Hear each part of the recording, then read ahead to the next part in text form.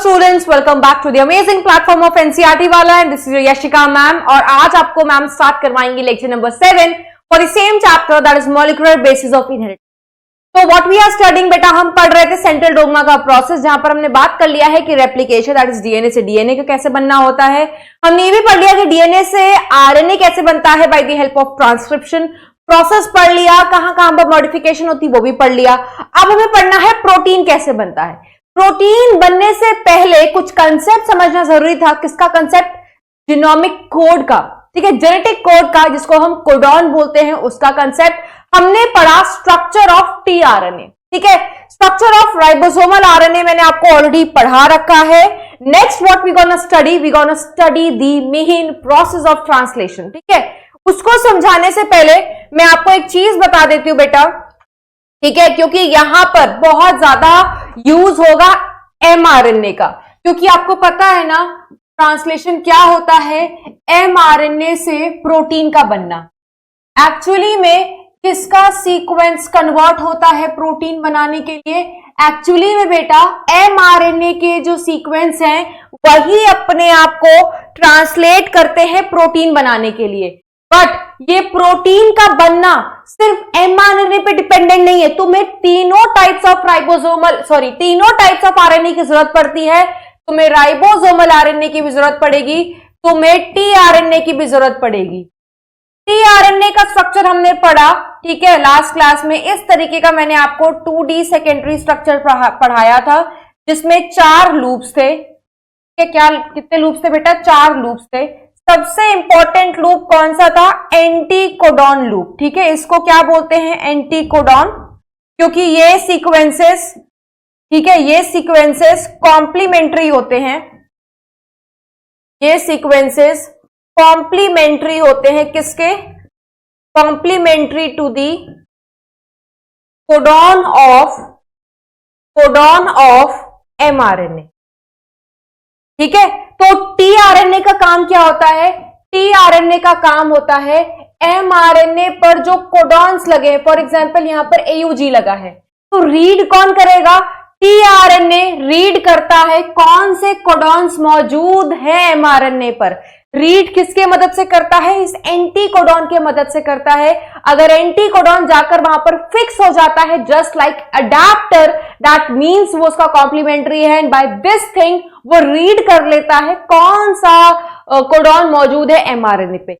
जैसे ही उसको पता चल जाता है कोडॉन है, फॉर एग्जांपल टीआरएनए रीड कर लिया एयूजी है, तो यहां पर इसका जो 3 प्राइम एंड होता है इस टीआरएनए का, यहां पर वो किसको बैठा करके ले आ जाता है? Amino acid.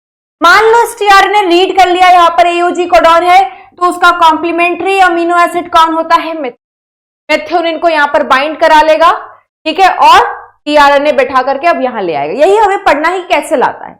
तो आपने राइबोसोमल आरएनए का स्ट्रक्चर भी मैंने आपको पढ़ाया हुआ है। राइबोसोमल आरएनए राइबोसोम्स में प्रेजेंट होता है। अगर ये प्रोकैरियोटिक राइबोसोम है तो 70S होगा, और एक होता है 80S वाला राइबोसोम। 80S वाला कहां पर मिलता है बेटा? यूकैरियोट्स में। ये मिलते हैं यूकैरियोट्स में, ये मिलते हैं प्रोकैरियोट्स में। आपको पढ़ाया गया है क्लास 11th में भी, ठीक है। यूकैरियोट में ये छोटा वाला होता है 40S वाला सब यूनिट, और ये बड़ा वाला होता है बेटा 60S सब, ठीक है। पहले भी मैं आपको बता चुकी हूं इसी बैच में, इसी चैप्टर में। ये छोटा वाला यूनिट यहाँ पे 30S होता है, ये वाला बड़ा वाला यूनिट। तो हमने इसका स्ट्रक्चर भी पढ़ा हुआ है, टीआरएनए का स्ट्रक्चर भी पढ़ा हुआ है। अब रहता है हमारा एमआरएनए के स्ट्रक्चर को थोड़ा सा समझ लेना। एनसीईआरटी नहीं बताती बेटा एमआरएनए का डिटेल स्ट्रक्चर, बट आपको पता है एनसीईआरटी क्या ही बताती है? एनसीईआरटी सब चीज सुपरफिशियल बताती है, समझती है लोग, ठीक है, बट ऐसा नहीं, आपको थोड़ा सा मैं बताऊंगी स्ट्रक्चर, ठीक है। तो हम पढ़ते हैं स्ट्रक्चर ऑफ एमआरएनए। आपको मेरे को पीएचडी तो कराना नहीं है बेटा, मैं आपको उतना ही स्ट्रक्चर समझाऊंगी जितना आपके काम लायक होगा, ठीक है। ये कहां पर हम पढ़ाएंगे आपको? प्रोकैरियोट। पहले प्रोकैरियोट्स का पढ़ लेते हैं, बाद यूकैरियोट्स। तो जो प्रोकैरियोटिक आरएनए होता है, फॉर एग्जाम्पल बेटा मान लो ये आपका प्रोकैरियोटिक एमआरएनए, प्रोकैरियोटिक एमआरएनए सबसे बड़ा एमआरएनए लेंथ वाइज यही होता है, एमआरएनए की पोलैरिटी क्या होती है? एमआरएनए किस डायरेक्शन में बनता है? नया mRNA 5 prime to 3 RNA messenger RNA, ठीक है।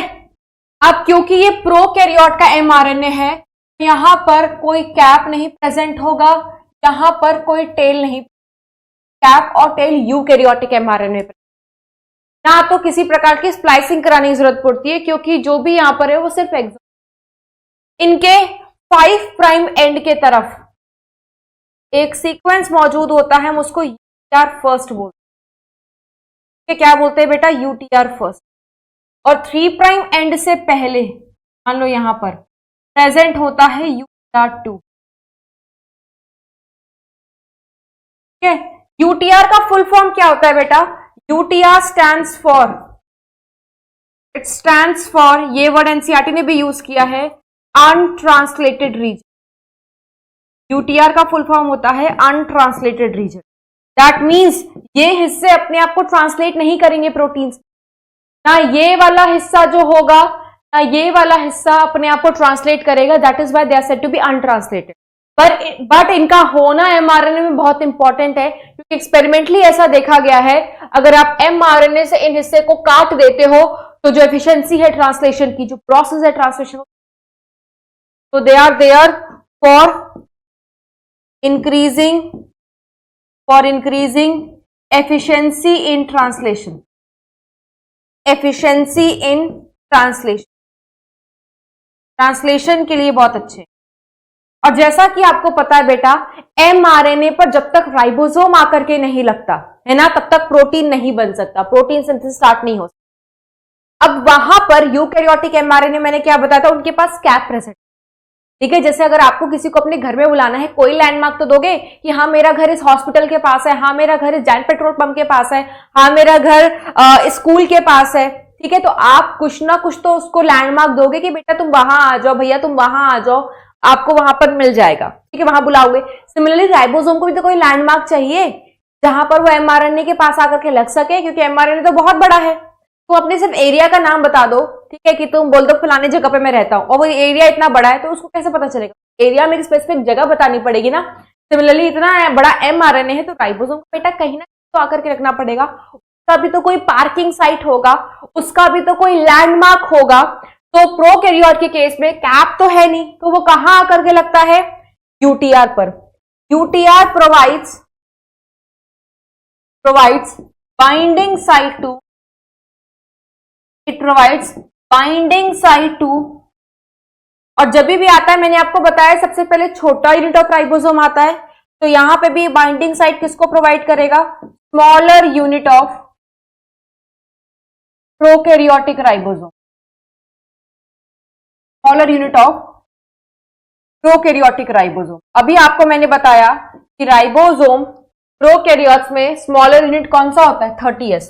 तो सबसे पहले 30S आकर के यूटीआर पे लग, ठीक है, क्योंकि यहां पर बेटा स्पेसिफिक सीक्वेंसेस होते हैं, ठीक है। उस सीक्वेंस का नाम है AGGU। तो वो राइबोसोम जो है ना, ये 30S वाला, ये इस सीक्वेंस को ढूंढता है।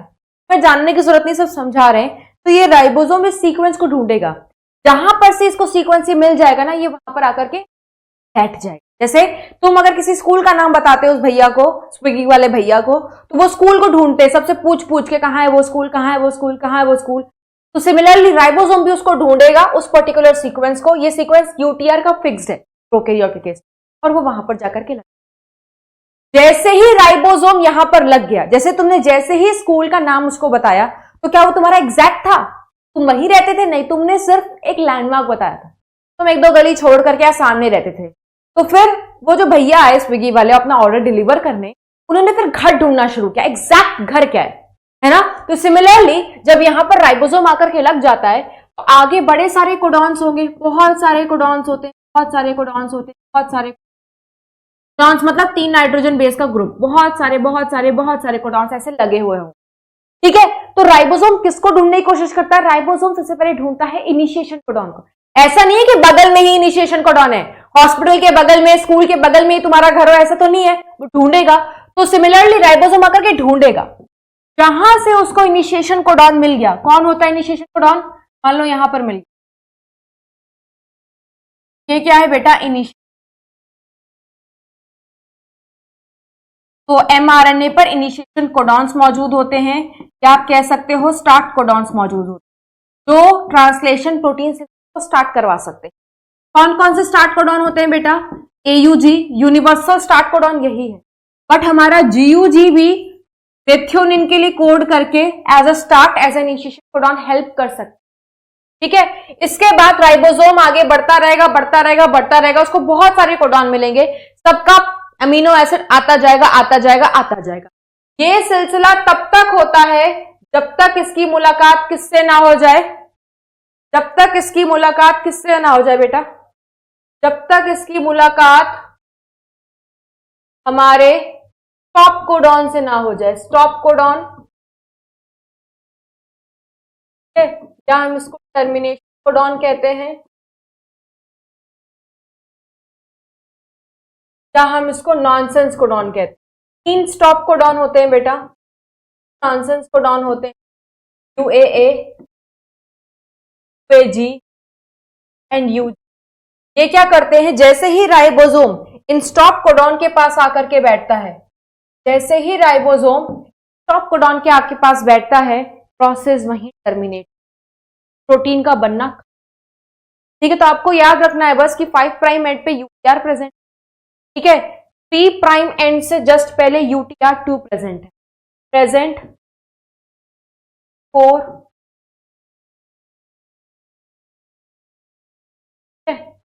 ये पूरा का पूरा किसका जोन है, ये पूरा का पूरा यूटीआर सेकेंड, यूटीआर सेकेंड बाद में मिलेगा, ये पूरा का पूरा किसका जोन है, ये पूरा का पूरा यूटीआर फर्स्ट, यूटीआर फर्स्ट आपको पहले, ठीक है, और ये यूटीआर कहां पे प्रेजेंट होता है, आफ्टर 5 प्राइम,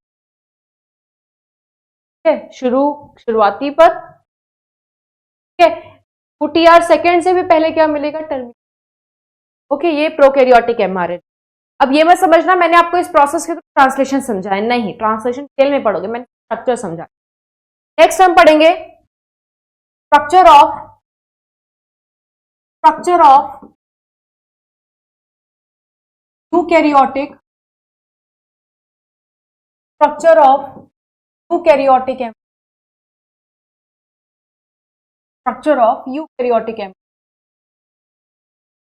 जैसा आपको ऑलरेडी पता है यूकैरियोटिक एमआरएनए में क्या क्या प्रेजेंट होता है, वैसे अगर ये भी नया आरएनए है तो 5 प्राइम 3 प्राइम तो कॉमन होगा, कि नया आरएनए हमेशा इसी डायरेक्शन में। और क्या होता है, 3 प्राइम पर टेल मौजूद होती है, क्या मौजूद होती है बेटा, टेल। टेल किसकी बनी होती है, एडिनाइलेट रेसिड्यू, जो 1-2 बार नहीं मल्टीपल बार ऐड की जाती है, 200 से 300 बारी। 5 प्राइम एंड पर क्या मौजूद होता है, 5 प्राइम एंड पर मौजूद होता है cap, what it is there, cap it is there.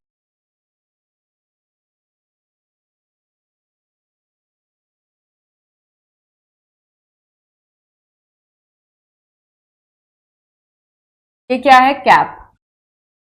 Cap किसका बना होता है, मिथाइल गोनोसिन ट्राइफॉस्फेट, ठीक है, और ये बीच में सिर्फ और सिर्फ प्रेजेंट है एक्सॉन, मतलब कोडिंग सीक्वेंस, क्योंकि एमआरएनए है, दैट मींस आपने इसमें से इंट्रॉन्स को हटा दिया है। यहां पे भी यूटीआर्स प्रेजेंट होते, ठीक है, यहां पे भी बेटा आपको यूटीआर्स की प्रेजेंस दिख, कैप के बाद आपको प्रेजेंस दिखाई देगी यहां पर किसकी बेटा, यहां पर दिखाई देगी यार, वही काम है एफिशिएंसी, ठीक है। 3 प्राइम से पहले आपको यहां पर किसकी प्रेजेंस दिखाई देगी बेटा एमआरएनए में, यूटीआर2।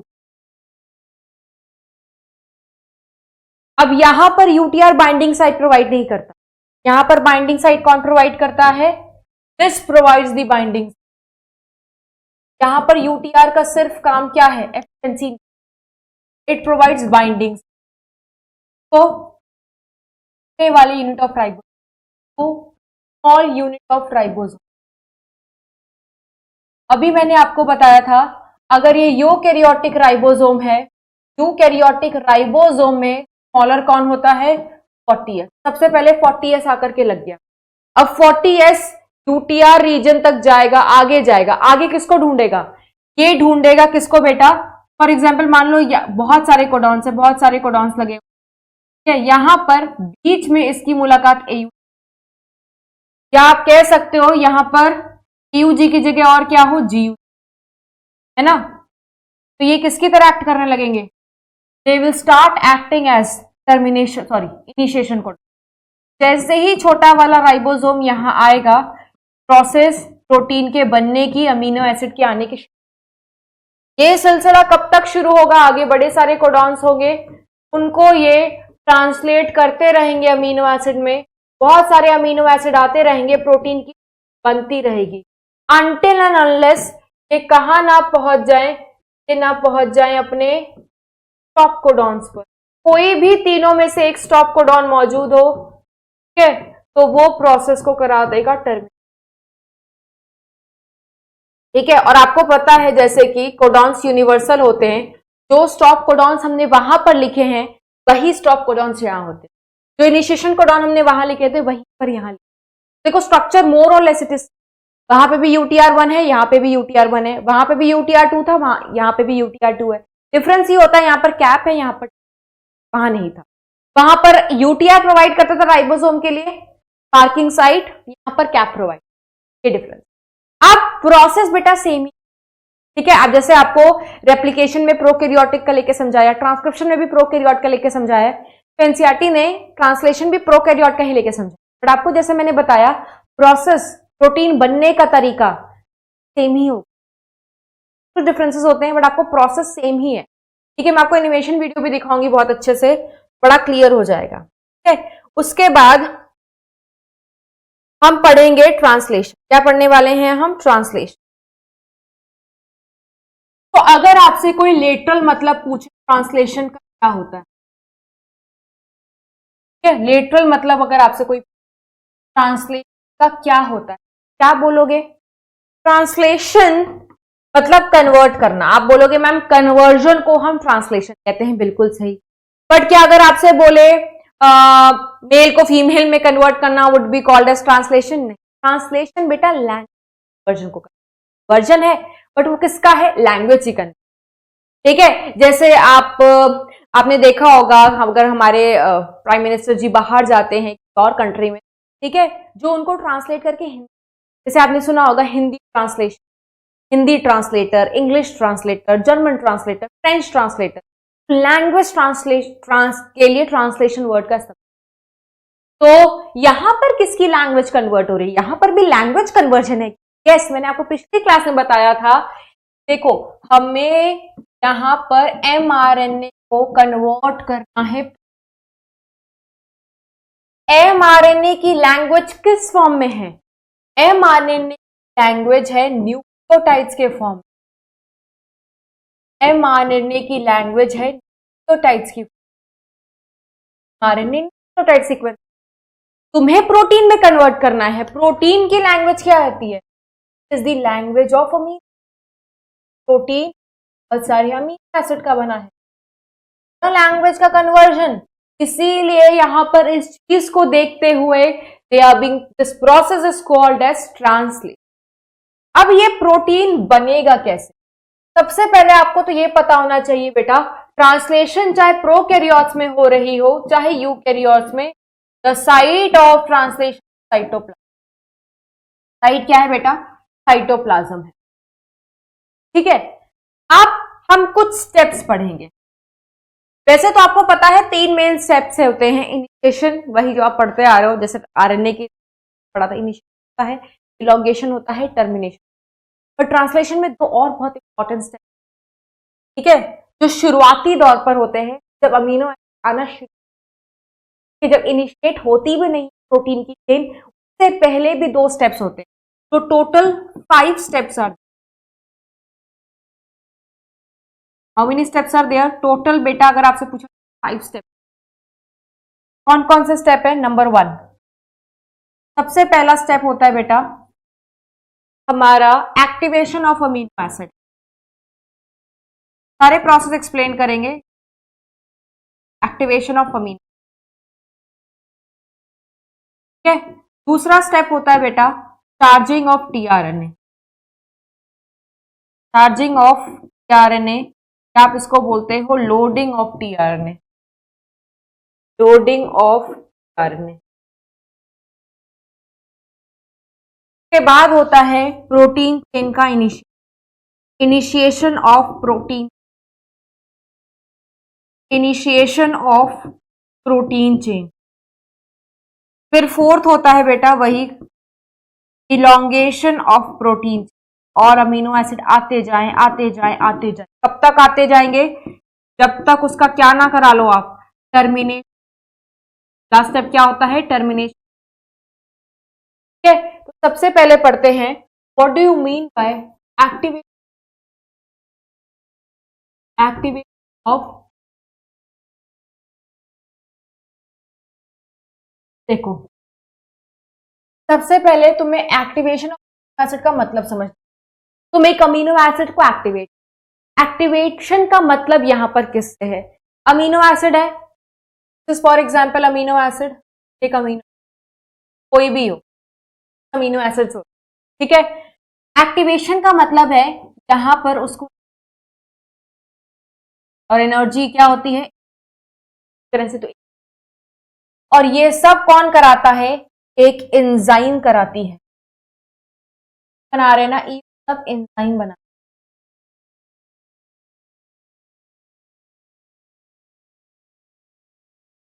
वो एंजाइम कौन सी है बेटा? The enzyme is amino acyl amino acyl synthetic. ठीक है, होता क्या है ये अमीनो एसिड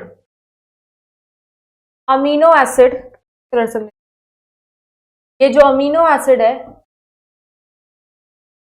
वो एंजाइम के साथ कॉम्प्लेक्स बनाता है और एटीपी जो है ना बेटा, दिस इज एटीपी, एटीपी टूट जाता है एडेनोसिन मोनोफॉस्फेट में और दो फॉस्फेट ग्रुप अलग हो जाते हैं। क्या आपको पता है ना, फॉस्फेट जब टूटता है तभी एनर्जी मिलती है। तो एडेनोसिन ट्राइफॉस्फेट के जब दो फॉस्फेट टूट जाते हैं अमीनो एसिड को एनर्जी मिलती है। और अमीनो एसिड एएमपी के साथ किससे जुड़ जाता है? ये क्या बना लेता है बेटा? अमीनो एसिड एएमपी जाइम कॉम्प्लेक्स,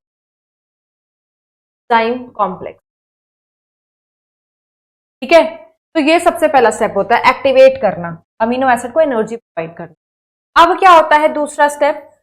स्टेप को हम बोलते हैं चार्जिंग या हम बोलते हैं loading of TR, loading of TR. ठीक है, इसमें क्या होता है, ये जो एक्टिवेटेड अमीनो एसिड है, now this amino acid said to be activated. क्यों बोलते हैं इसको एक्टिवेटेड? क्योंकि इसको क्या मिल गया बेटा? इसको एनर्जी मिल गई। किसने कराया? इस एंजाइम ने कराया। ई क्या है? This is enzyme. क्योंकि इसको एनर्जी मिल गई है, इसको एक्टिवेटेड अमीनो एसिड कहते हैं। अब ये एक्टिवेटेड अमीनो एसिड को टीआरएनए पर बैठाना है। इस बैठाने के प्रोसेस को हम लोडिंग या चार्जिंग कहते हैं। आप ये पहले कॉम्प्लेक्स बना लो। हमारे पास कौन सा कॉम्प्लेक्स है? हमारे पास है ये amino acid plus AMP plus enzyme का कॉम्प्लेक्स, ठीक है, और खाली टीआरएनए।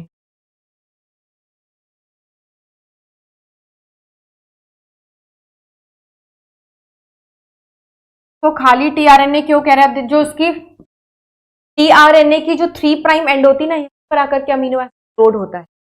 अब इसके पास, अभी इस टीआरएनए के पास कोई अमीनो एसिड है नहीं, तो दिस इज अनचार्ज्ड टीआरएनए। आप कह सकते हो कि अनलोडेड टीआरएनए। क्यों इसको अनलोडेड टीआरएनए कह रहे हैं बेटा? क्योंकि इसके पास कोई अमीनो एसिड है। This is uncharged unloaded RNA. मैं लिख देती हूँ, since do not carry not carry any amino acid. अब क्या होगा, ये जो एंजाइम और एनर्जी का कॉम्प्लेक्स, ये एंजाइम ने अभी अमीनो एसिड का हाथ पकड़ा हुआ है, बट जैसे ही टीआरएनए के पास उसको ले जाएगा, ये एंजाइम इस अमीनो एसिड को यहां पर बैठा देगा। ठीक है, ये जो टीआरएनए है, आप चाहो तो स्पीड बढ़ा करके देख सकते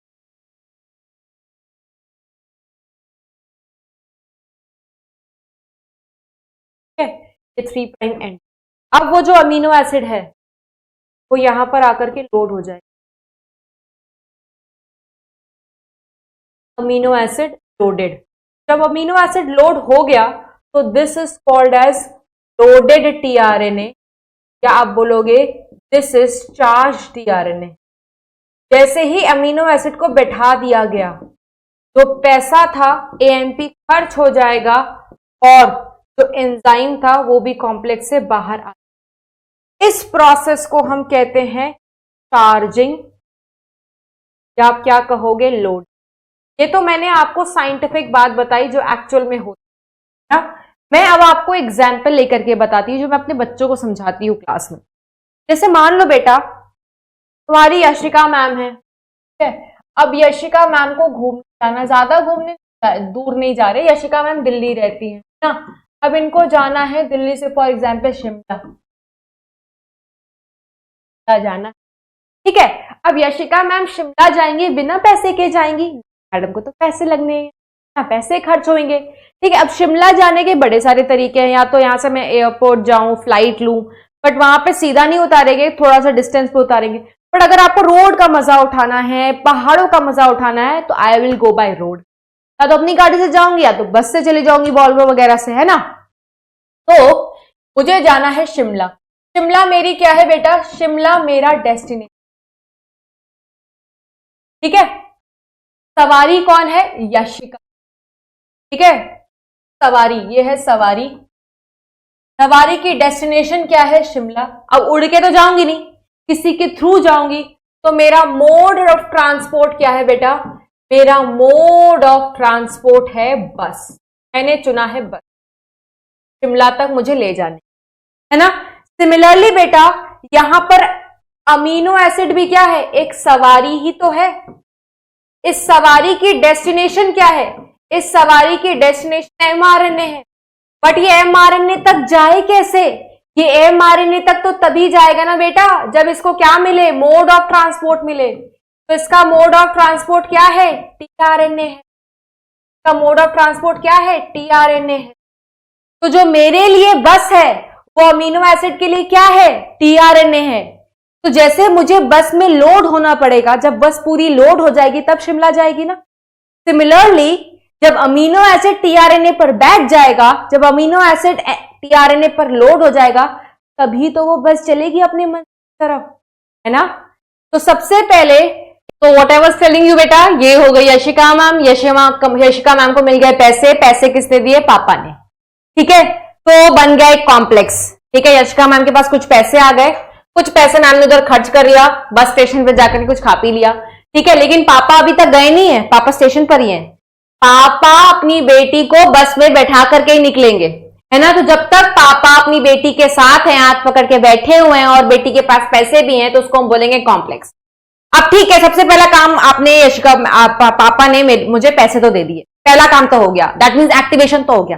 दूसरा काम क्या कराना है, दूसरा काम पापा को मेरे को बस में बैठाना है। अभी बस खाली है इसलिए इसको अनलोडेड या अनचार्ज कह रहे हैं। अब पापा क्या करेंगे, मुझे बस में बैठा देंगे, ठीक है। जो मेरे पास पैसे थे वो मैंने टिकट खरीदने के लिए बस वाले को दे दिए, है ना। तो जैसे ही मैं बस में बैठी, पापा ने मेरा साथ छोड़ दिया, पापा बस से उतर गए और मेरे पास पैसे भी खत्म हो गए। जो जब मैं बस में बैठ गई बेटा, तो ये बस लोड हो गई है अपनी मंजिल की तरफ चढ़ने के लिए, तो उसको हम क्या कहते हैं, लोडेड या चार्ज किया। अब ये अपनी मंजिल तक जाने के लिए तैयार है, कहां, शिमला। और अमीनो एसिड की मंजिल क्या है बेटा, इस अमीनो एसिड की मंजिल क्या है, ठीक है। तो ये दो स्टेप बहुत इंपॉर्टेंट होता है। इसको बेटा को एनसीईआरटी अमीनो साइलेशन भी बोलती है, अमीनो साइलेशन ऑफ टीआरएनए। सारा चीज आपको बताएंगे, जब पूरा प्रोसेस समझा लेंगे, एक आपको एनिमेशन वीडियो भी दिखाएंगे, तो उसके बाद आपको एनसीईआरटी भी पढ़ेंगे। ओके, ये हो गया। नेक्स्ट हम क्या पढ़ेंगे बेटा, इसके बाद जो 3 स्टेप्स होते हैं, टोटल तो 5 बताए, इसके बाद जो 3 स्टेप होते हैं फॉलोड बाय, ठीक है, charging of tRNA, charging of tRNA is followed by other 3 steps, other 3 steps। इसमें सबसे पहला स्टेप होता है इनिशिएशन। जब सबसे पहला अमीनो एसिड आकर के लगता है उसको हम बोलते हैं इनिशिएशन। जब बार बार आता चला जाता है और चेन बढ़ती चली जाती है, इलोंगेशन। जब अमीनो एसिड आना बंद हो जाता है और आना कम बंद हो जाता है, जब राइबोसोम की मुलाकात किससे हो जाए, स्टॉप कोडॉन से, तो प्रोसेस टर्मिनेट। ठीक है, तो सबसे पहला क्या होगा बेटा, इनिशिएशन। क्या होगा, इनिशिएशन। पहले मैं आपको थोड़ा सा समझ, अब ये देखो इनिशिएशन किसका, प्रोटीन। मैं आपको किसका एग्जाम्पल लेकर के समझा रही हूं, प्रोकैरियोट का लेकर एग्जाम्पल आपको थोड़ा सा समझाती हूं, फिर मेरे पास और इमेजेस भी हैं। ठीक है, प्रोकैरियोट्स का बेटा, ठीक है। तो सबसे पहले क्या होगा बेटा, प्रोकैरियोटिक एमआरएनए है, ठीक है, प्रोकैरियोटिक एमआरएनए। एमआरएनए किसी का भी हो, पोलैरिटी तो वही होगी 5 प्राइम टू 3 के पास। यहां पर प्रेजेंट होते हैं क्या रीजन, क्या प्रेजेंट होते हैं बेटा, क्या रीजन, यूटीआर1। यही यूटीआर1 को कौन रिकॉग्नाइज करता है, सबसे छोटा यूनिट ऑफ राइबोसोम। तो सबसे पहले सबसे छोटा यूनिट ऑफ राइबोसोम जो कौन सा होता है, 30S, वो आकर के लग जाता है। ठीक है, तो सबसे पहले 30S आया, तो ये क्या बन गया, mRNA प्लस 30X का कॉम्प्लेक्स। अगर ये यूकैरियोट में हो रहा होता तो सबसे पहले कौन आता बेटा, 40S, क्योंकि सबसे छोटा यूनिट ये होता, तो वो क्या बनता, mRNA और 40S का कॉम्प्लेक्स। अब क्या होता है, ये जो 30S है ये किसको ढूंढना शुरू करेगा बेटा, इनिशिएशन कोडॉन्स को ढूंढना। आगे जाएगा, इसको आगे ले जाओ, ये आगे चलता जाएगा चलता जाएगा चलता जाएगा। ठीक है, यहां पर क्या लगे थे, यूटीआर का काम है सिर्फ राइबोसोम को बुलाना, एक बार बुला लिया इनका काम खत्म। अब राइबोसोम आगे चलता है, किसको ढूंढेगा बेटा, ये ढूंढेगा एयूजी को। मान लो इसको एयूजी यहां पर मिल गया, ठीक है, तो ये छोटा वाला कोडॉन आगे जाएगा और किधर पर बैठ जाएगा, ये आकर के यहां पर बैठ जाएगा। ठीक है, ये यहां पर आकर के, ठीक है। अब क्या होगा, जब राइबोसोम छोटा वाला इनिशिएशन कोडॉन को ढूंढ लेता है, तो अब कौन आता है बेटा, टीआरएनए। ठीक है, अब कौन आएगा, टीआरएनए।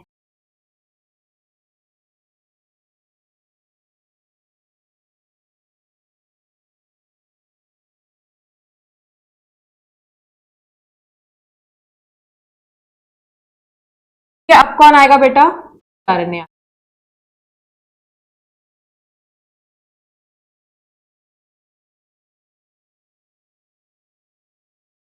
कौन सा वाला टीआरएनए आएगा, चार्ज या अनचार्ज, वोट कर चुके थे ना टीआरएनए को, अपनी मंजिल को ढूंढना, तो मंजिल एमआरएनए, तो चार्ज वाला आएगा। अब क्योंकि सबसे पहला कोडॉन क्या है बेटा, एयूजी कोडॉन है, यहां पर इसके पास एंटी कोडॉन होगा, कौन सा, ए। अगर ये बाइंड कर गया तो टीआरएनए को समझ आ जाएगा कि कोडॉन कौन सा है, एयू। जैसे ही उसने कोडॉन की रीडिंग लगा ली है, तो ऑब्वियसली उसको तो पता ही है ना कि अमीनो एसिड कौन होगा, मेथियोनिन। प्रोकैरियोट्स में मेथियोनिन के पास फॉर्माइल ग्रुप होता है, तो उसको एफमेट बोलते हैं, पहले भी पता है। इस टीआरएनए के पास कौन सा अमीनो एसिड होगा बेटा, एफमेट।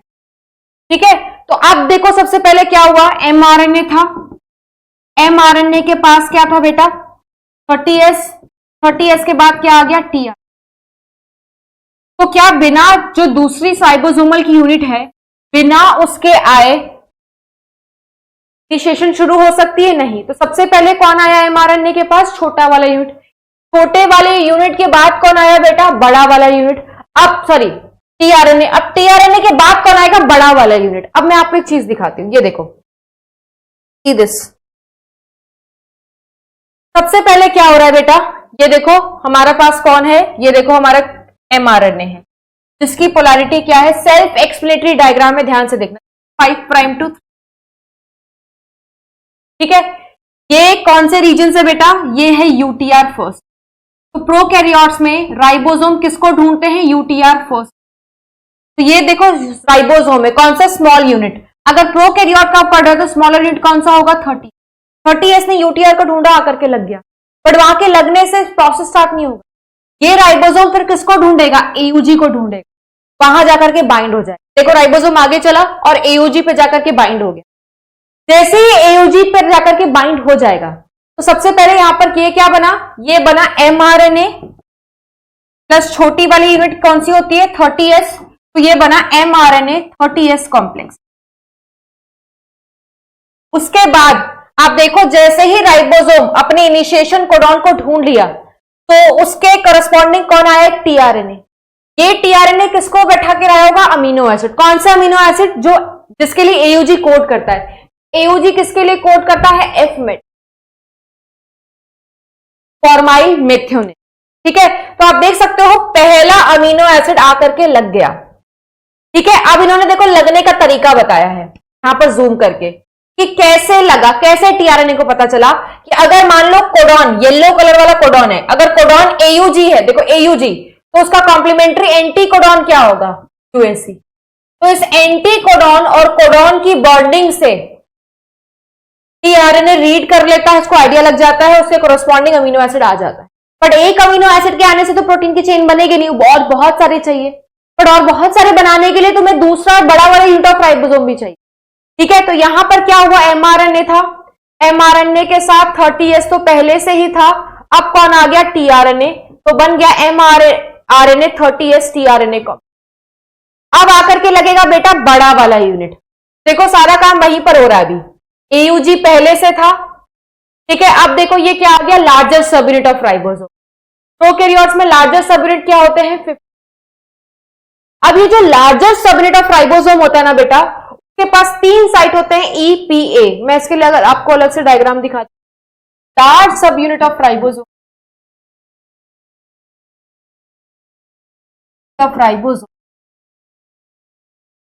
चाहे प्रोकैरियोटिक हो चाहे यूकैरियोट, बड़ा वाला जो यूनिट होता है राइबोसोम का, उसके पास 3 साइट होते हैं, एक P साइट, एक A साइट और एक E।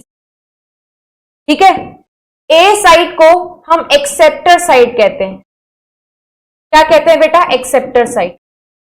हमेशा the new tRNA is accepted from this site. ठीक है, P साइट क्या होता है, peptidyl transferase site, peptidyl transferase site.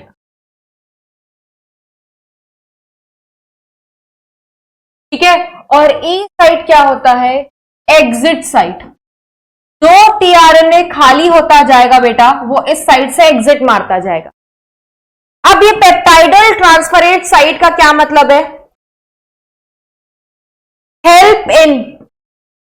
helps in peptide bond formation. It helps in peptide bond formation between 2 amino acid. एक नहीं आएंगे, बहुत सारे अमीनो एसिड आएंगे, तो उनके बीच में पेप्टाइड बॉन्ड कौन बनाता है, यही बना। ठीक है, दूसरा, अगर प्रोकैरियोट है तो प्रोकैरियोट में 23S ribosomal RNA helps in peptide bond formation. मतलब प्रोकैरियोट्स में 23S राइबोसोमल आरएनए के पास ये वाली एक्टिविटी होती है, पेप्टाइडल ट्रांसफरेज। और यूकैरियोट्स में, for eukaryotes 28S ribosomal RNA has peptidyl transferase activity. That means बेटा डिपेंड करता है ये कहां पर चल रहा है। अगर प्रोकैरियोट्स में चल रहा होगा तो peptide bond 23S ribosomal RNA बनाएगा, जो कि प्रोकैरियोटिक के बड़े वाले राइबोसोमल यूनिट में मौजूद होता है। अगर यूकैरियोट्स में होगा तो 28S राइबोसोमल आरएनए हेल्प करेगा पेप्टाइड बॉन्ड बनाने। मैंने आपको राइबोसोम के स्ट्रक्चर पहले भी बताए हुए हैं, आज भी एक बार बताया है, ये देखो। तो प्रोकैरियोटिक राइबोसोम के बड़े वाले यूनिट में एक राइबोसोमल आरएनए होता है 23S राइबोसोमल आरएनए। तो जब प्रोकैरियोट्स में प्रोटीन की सिंथेसिस होती है, ये एक्ट करता है एज अ पेप्टाइडल ट्रांसफरेज। ये हेल्प करता है बेटा पेप्टाइड बॉन्ड बनाने में और प्रोटीन सिंथेसिस चेन बनाने में।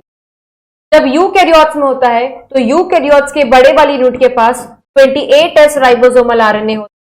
तो ये किसकी तरह एक्ट करता है बेटा? पेप्टाइडल ट्रांसफरेज एक्टिविटी की तरह, पेप्टाइडल ट्रांसफरेज एक्टिविटी की तरह, क्या आप कह सकते हो पेप्टाइड बॉन्ड बनाने। ठीक है, अब देखो यहां पर वापस आ जाओ, ये देखो,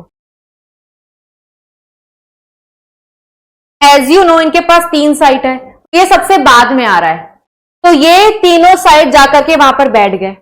अब जो पी वाला साइट था उसको कौन ऑक्यूपाई कर लिया? आपके पास 3 सीट है बेटा, एक दोस्त पहले से ही पार्टी में मौजूद था तो उसने एक पहले ही सीट भर ली है, बाकी की 2 सीट खाली हैं।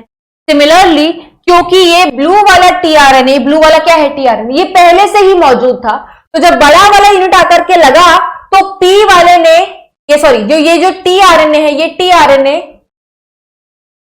ये जो टीआरएनए है, दिस टीआरएनए एक्वायर्स कौन सी साइट?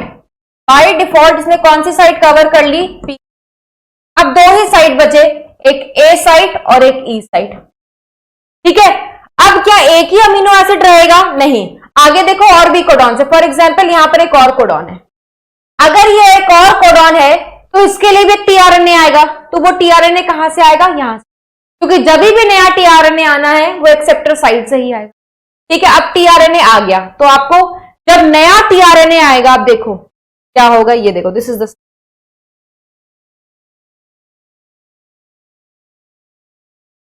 ये देखो, this is the second tRNA which is coming, second tRNA जो आ रहा है ना। अब आप देख सकते हो ये सेकेंड टीआरएनए आया, ये अपना एक स्पेसिफिक अमीनो एसिड को ला रहा है और यहां पर ऐड कर दे। एक्सेप्टर साइट से ही हमेशा नया टीआरएनए आता। अब जैसे ही आकर के लगेगा, देखो क्या हो जाएगा, यहां पर एक कोडॉन था एयूजी, यहां पर एक कोडॉन था, उसके लिए भी टीआरएनए आ।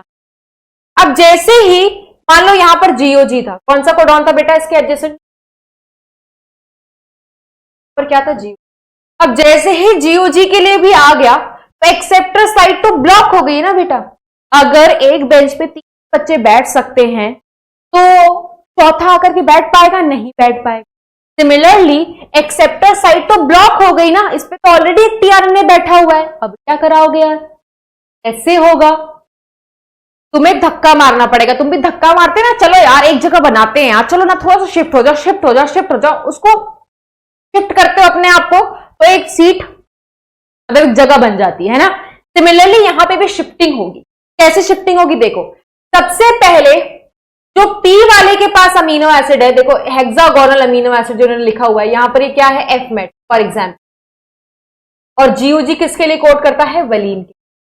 तो ये क्या करेंगे? पेप्टाइडल ट्रांसफरेज के नाम में आ रहा है ट्रांसफरेज। इसका क्या मतलब है? सुनना ध्यान से, के नाम में क्या आ रहा है बेटा? ट्रांसफरेज। तो ये क्या करता है? इट ट्रांसफर्स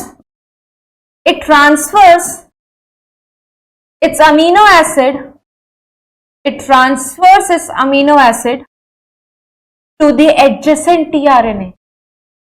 क्या करता है? अपने अमीनो एसिड को पड़ोसी वाले टीआरएनए पर ट्रांसफर कर देता है।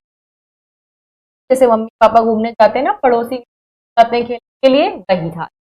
ठीक है, तो देखो ट्रांसफर कर दिया। तो ये देखो, जब इसने इसको यहां पर ट्रांसफर कर दिया तो दोनों अमीनो एसिड पास पास आ गए, तो 2 अमीनो एसिड के बीच में क्या बना? पेप्टाइड बॉन्ड बना।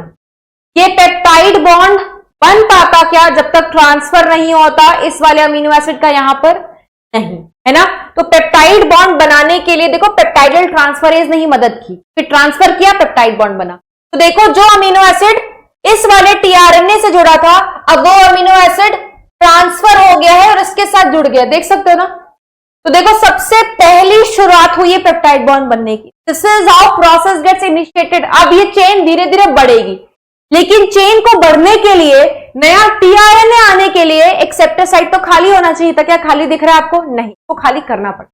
ये खाली कैसे होता है? राइबोसोम आगे घूमेगा।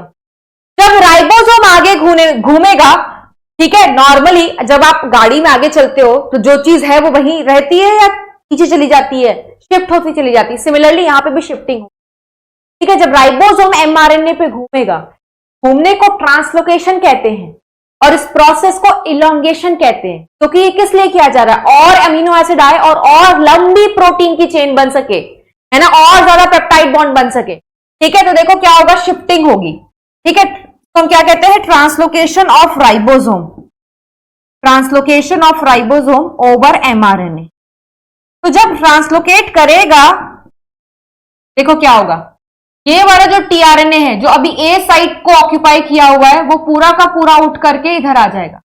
पी वाला जो टीआरएनए है वो पूरा का पूरा उठ करके ई पर आ जाएगा। देखो यही हुआ, जो पहले टीआरएनए दो अमीनो एसिड के साथ ए साइट पर बैठा हुआ था, वो उठ करके देखो पी पर आ गया है, और पी वाला जो खाली था वो ई पर गया। ई का मतलब है एग्जिट, वो लात मार के बाहर निकाल देता है। देखो खाली टीआरएनए लात मार करके बाहर निकाल, और हमारा एक्सेप्टर साइट दोबारा से, एक्सेप्टर साइट अगेन।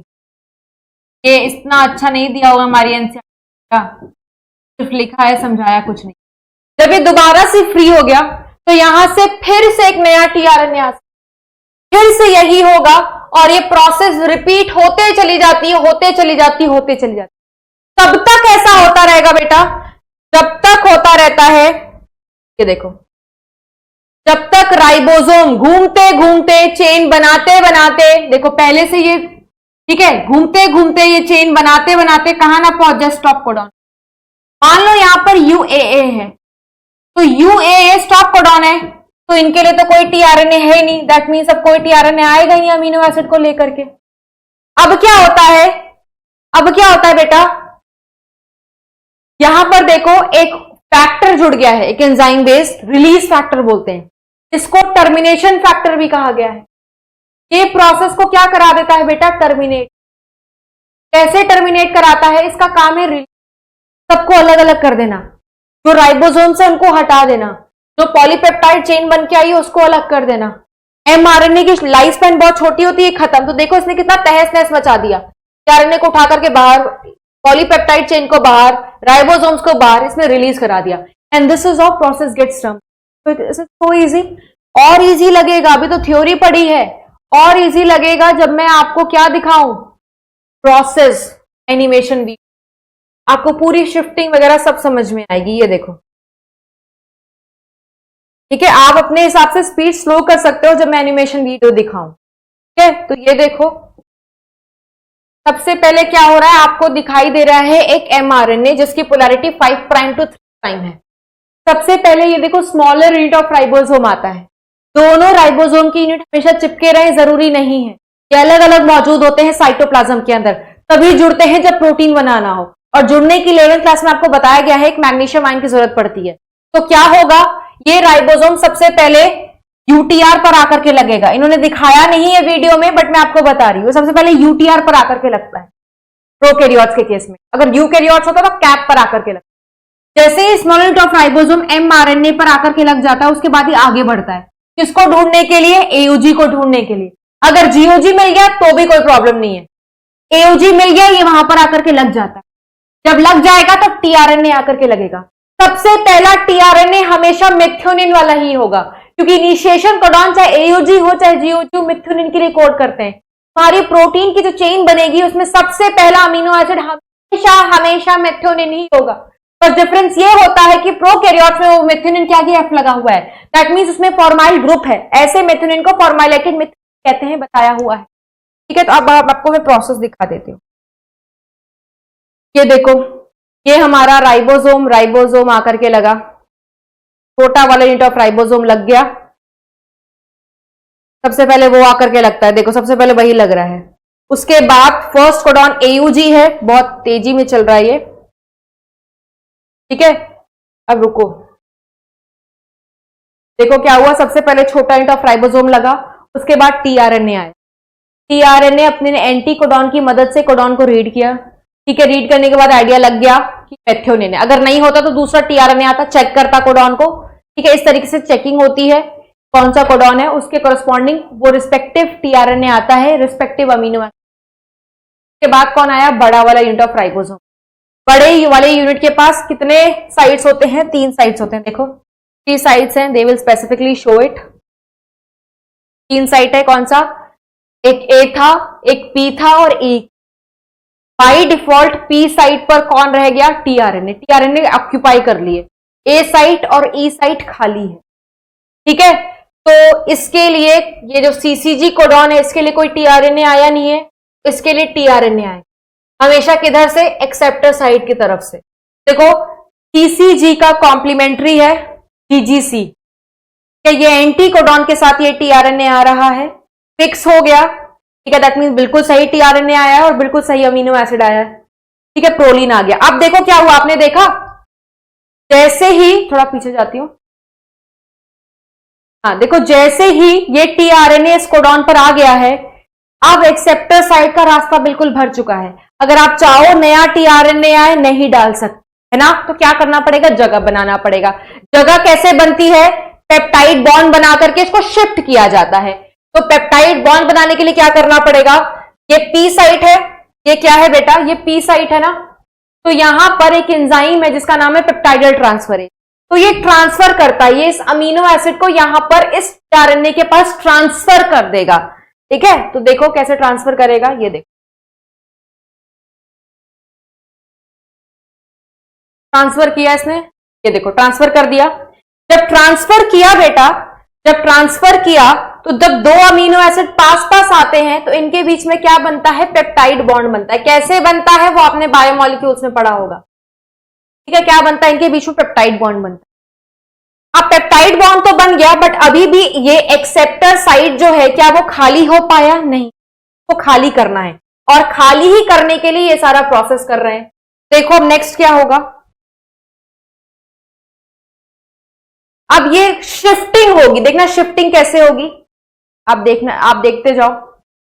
देखो शिफ्ट हुआ ना, राइबोसोम आगे चल रहा है और राइबोसोम के आगे चलने की वजह से देखो ये नेक्स्ट कोडॉन पर पहुंच गया, UAC, ठीक है।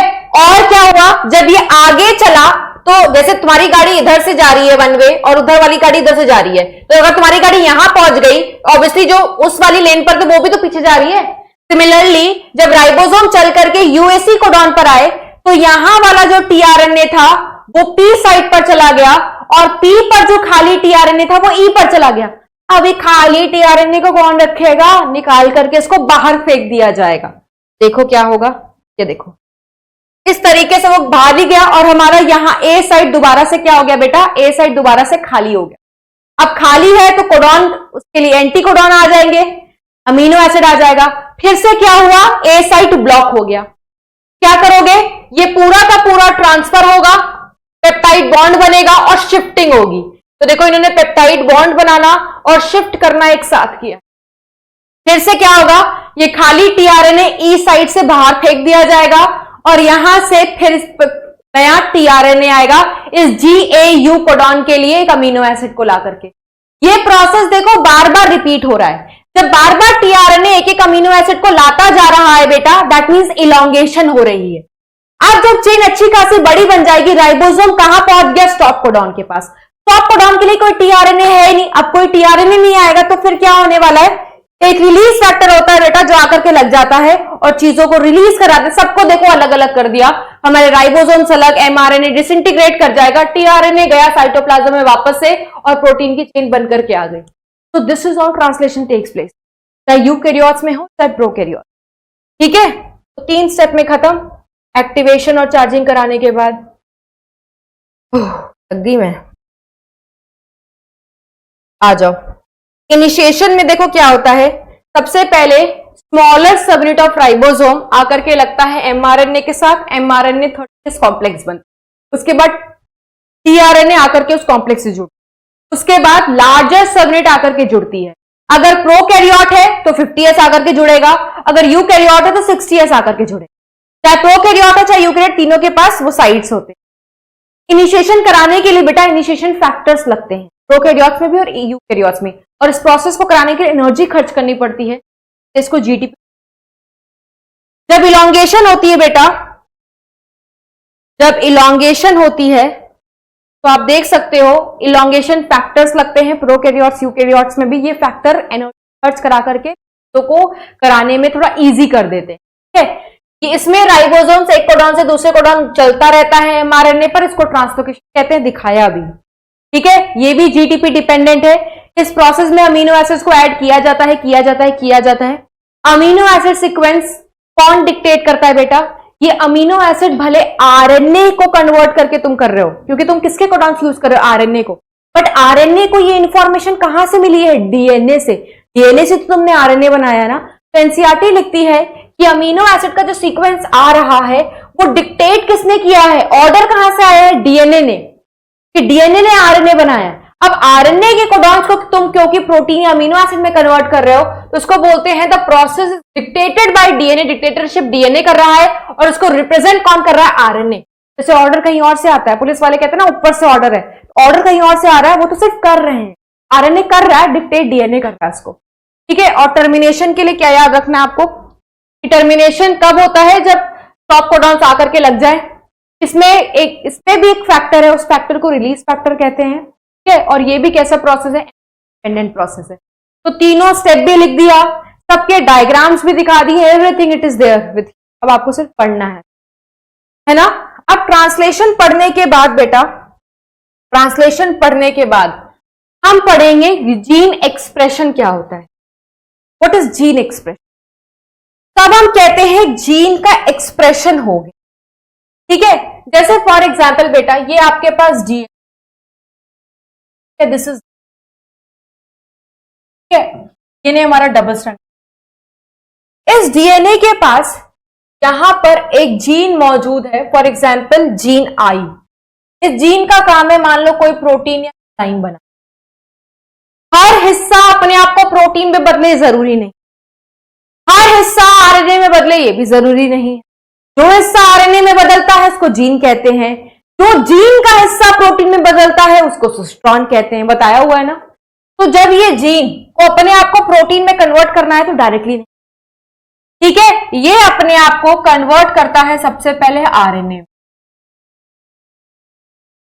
ठीक है, इस फिनोमिना को हम क्या कहते हैं? ट्रांसक्रिप्शन। क्या कहते हैं बेटा? Transcription.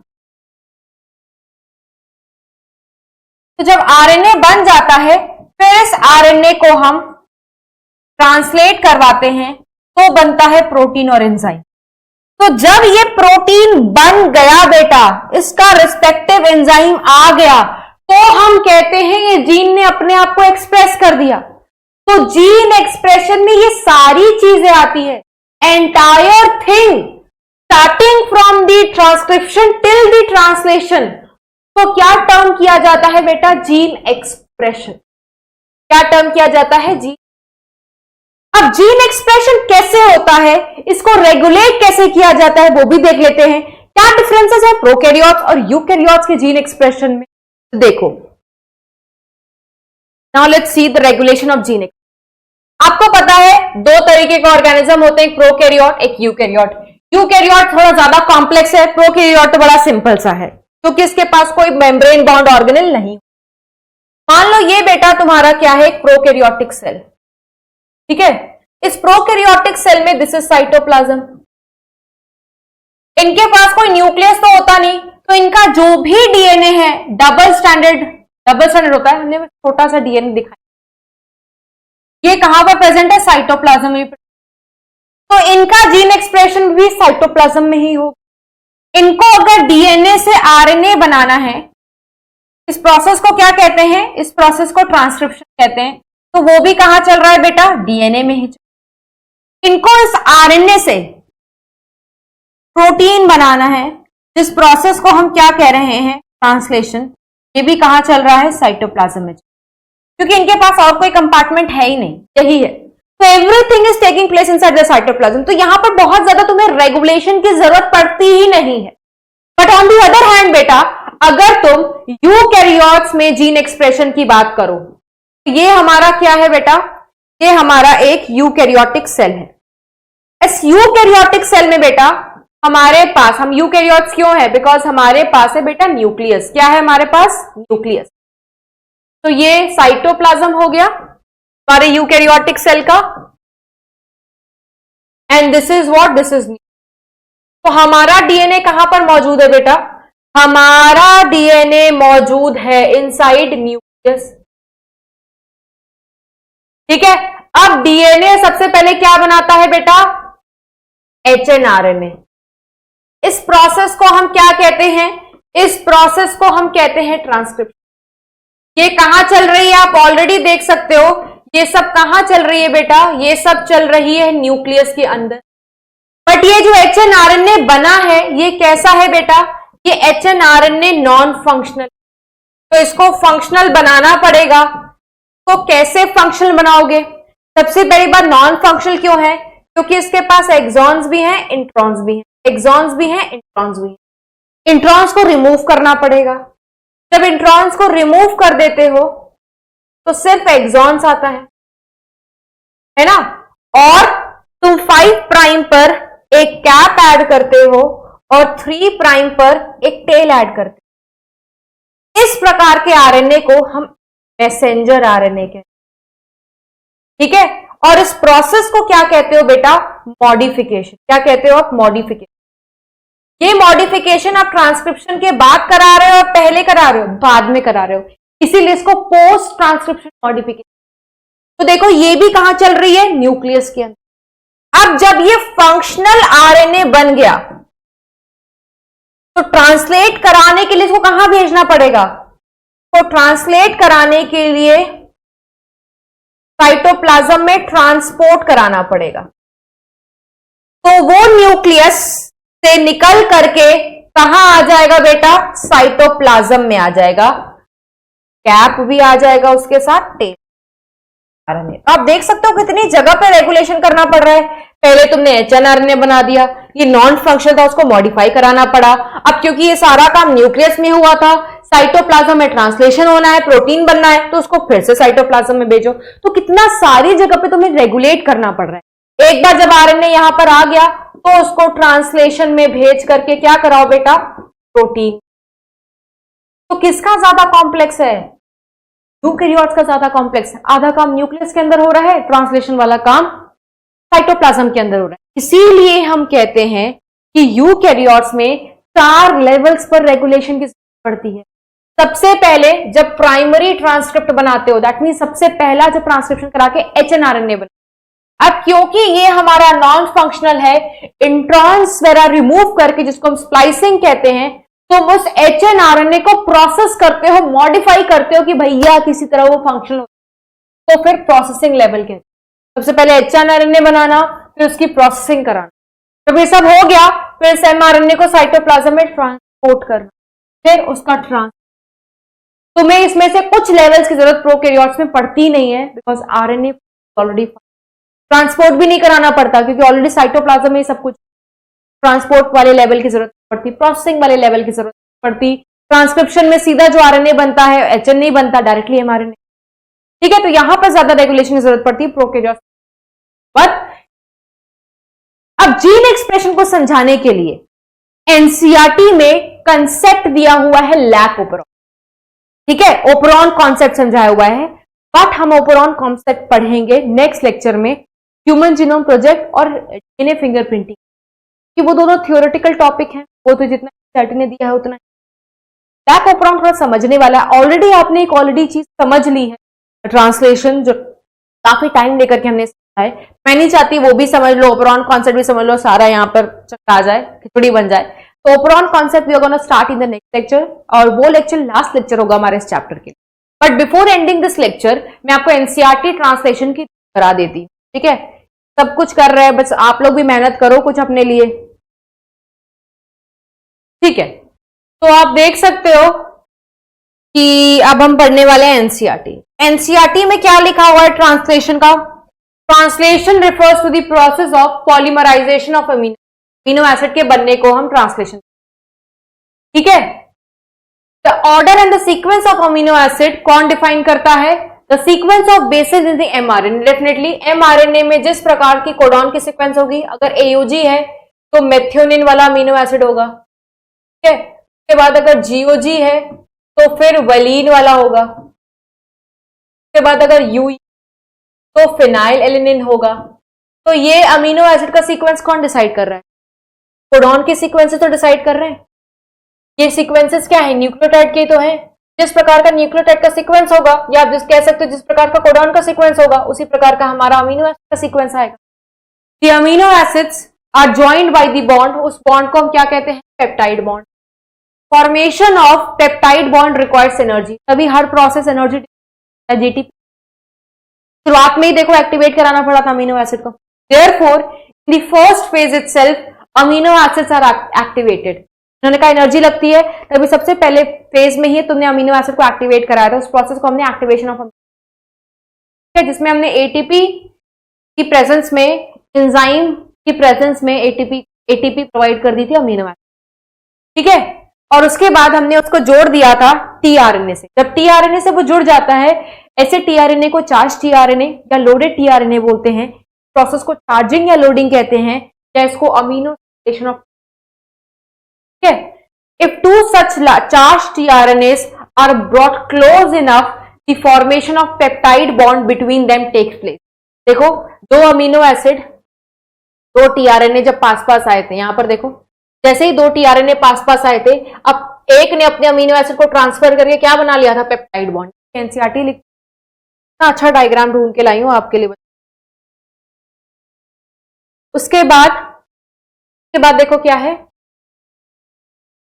The presence of a catalyst would enhance the rate of peptide bond formation. कौन से कैटलिस्ट की बात कर रहे हैं बेटा? Peptidyl transferase. ये कैटलिस्ट कहां पे प्रेजेंट होता है? ये कैटलिस्ट प्रेजेंट होता है लार्जर यूनिट ऑफ राइबोसोम। पाया है ना, पढ़वाया है, ठीक है। कौन सी साइट पर? पी साइट पर मौजूद हो।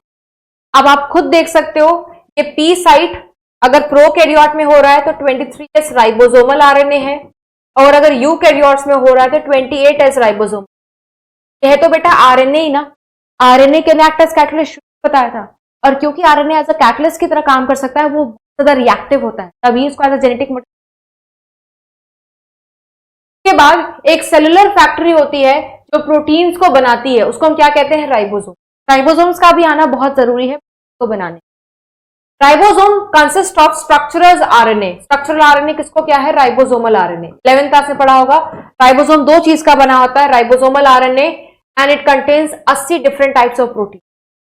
जब ये इनएक्टिव फॉर्म में होते हैं, इसके दोनों यूनिट अलग अलग होते हैं। देखो लिखा हुआ है, it's active state it exist at 2 सब यूनिट्स, एक लार्ज वाला और एक स्मॉल वाला, ठीक है। जब स्मॉल सब यूनिट सबसे पहले एमआरएनए पर आकर के लगता है, तो प्रोसेस ट्रांसलेशन की शुरू हो जाती, ठीक है। अब इन्होंने कहा है जो बड़ा वाला यूनिट है उसके पास 2 ही साइड्स होता है एज पर दी एनसीईआरटी। पढ़ा है, और एक डायग्राम भी दिखा, ठीक है। और subsequent amino acids bind and thus be close enough to each other for the formation of peptide bond. अभी डायग्राम भी दिखा। Ribosome also act as catalyst, ठीक है। कौन सा ribosome? 23S ribosomal RNA bacteria में और 28S राइबोसोमल आरएनए यूकैरियोट्स, ठीक है, पेप्टाइड बॉन्ड बनाने के लिए।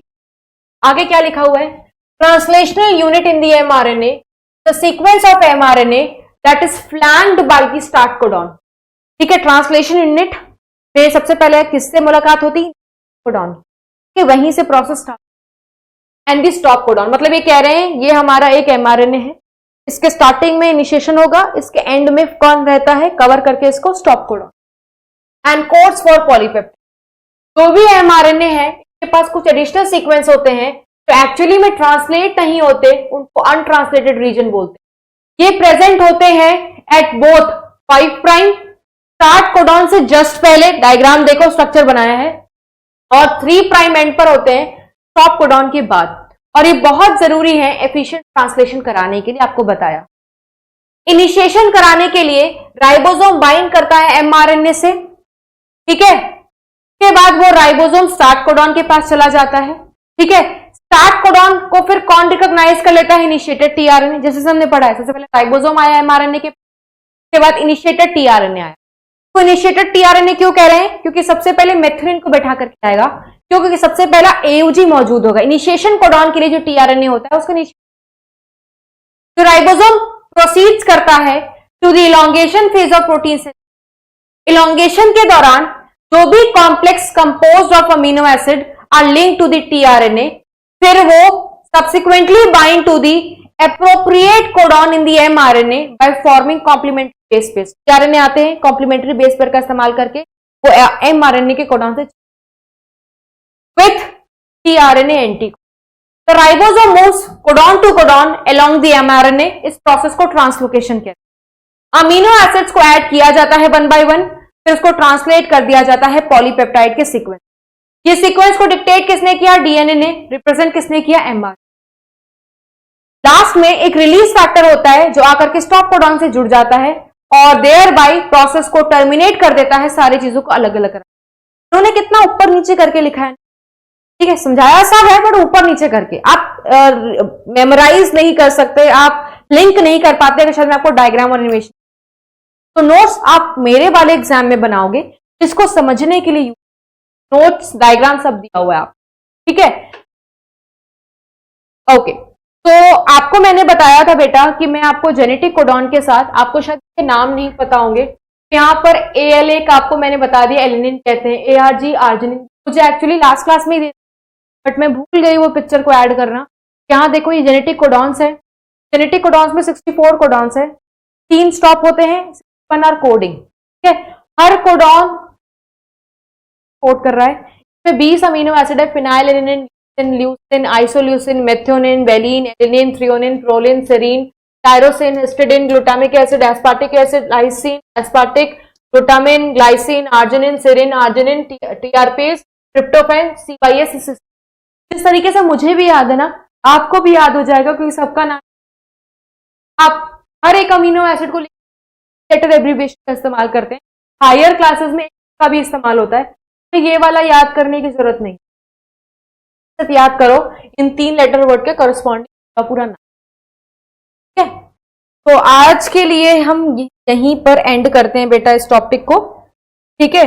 नेक्स्ट टर्न पर जब हम मिलेंगे तो we will talk about lac operon concept, फिर डीएनए फिंगरप्रिंटिंग के लिए थोड़ा सा थ्योरी पढ़ेंगे, एक एनिमेशन लैक ओपेरॉन को समझेंगे और एक पूरा स्टार्टिंग से डीएनए से प्रोटीन कैसे बना इसको रिवाइज करेंगे विद एनिमेशन, ठीक है।